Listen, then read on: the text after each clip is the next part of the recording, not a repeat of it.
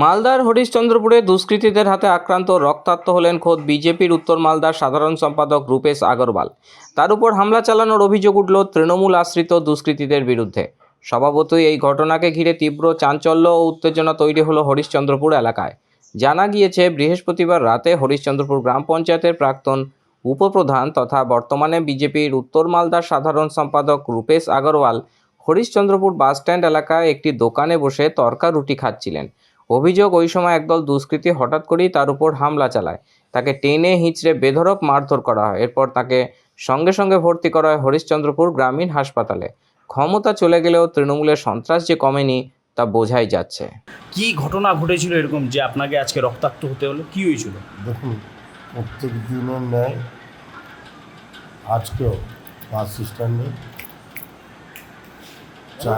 চায়ের দোকানে বসে আড্ডা, সেই সকাল থেকে আড্ডা চলে। দিনের বেলায় বহুজন আসে যায়, সন্ধ্যাবেলা রুটি তরকা খাওয়ার ব্যাপারটা ছিল। রুটি তরকা খাওয়ার প্রোগ্রামটা চলছিল ওখান থেকে। হঠাৎ কেউ বা কারা পিছন থেকে এসে অ্যাটাক করে। তারপর যখন দেখে পিছন ঘুরে, তখন দেখতে পাই অভিলাষ আর বিমান ঝার নেতৃত্বে দূর থেকে দেখি বাবলু কর্মকারের নেতৃত্বে গোপাল শর্মা আর কৌশিক মিশ্র